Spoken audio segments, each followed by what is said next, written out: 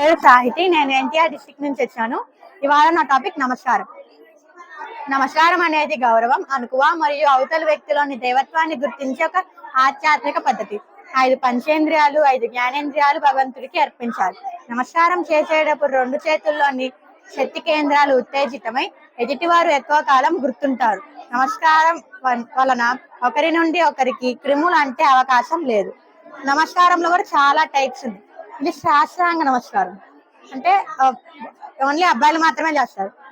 ఒంట్లో ఉన్న 8 అంగాలు భూమికి అంటేలా చేస్తారు. ఇది పంచాంగ నమస్కారం. ఇది అమ్మాయిలు మాత్రమే చేస్తారు. 5 అంగాలు మాత్రమే భూమికి అంటాలి. ఇది హృదయపూర్వక నమస్కారం అంటే నార్మల్ నమస్కారం. శాస్త్ర నమస్కారం అంటే వెంకటేశ్వర స్వామి ముందు ఇలా పైకి ఎత్తి పెట్టడానికి శాస్త్ర నమస్కారాలు అంటారు.